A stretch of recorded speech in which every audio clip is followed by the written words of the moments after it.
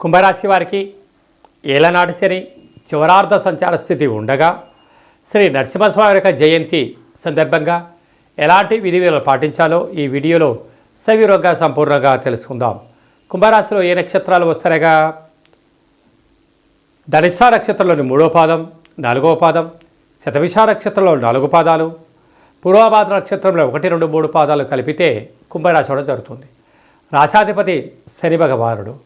వీరికి ఏలనాటి శని చివరార్ధ సంచార స్థితిలో ధనస్థానంలో చతుర్గ్రహ సంచార స్థితి ఉండడం వలన బుద్ధికారకుడు బుధుడు, కలత్రతకారకుడు శుక్రుడు, ఆయుకారకుడు శని భగవానుడు, నర దృష్టి వాస్తు దృష్టి అయిన రాహు ఉండడం వలన ధనపరమైన స్వల్పమైన ఆటంకాలు, ఇవి శాశ్వతం కాదు అని చెప్పి గమనించాలి.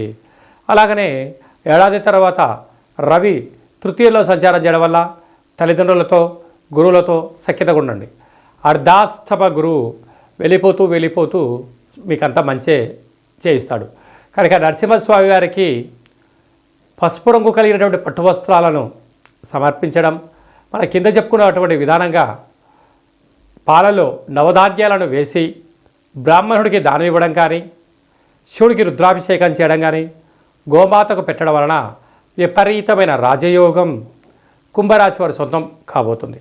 6వ స్థానంలో కుజుడు ఉండడం వల్ల స్థిరాస్తులు, చరాస్తులు, వ్యాపారాలు, అభివృద్ధి అన్నింటా విజయం కుంభరాశి వారి సొంతం కాబోతుంది.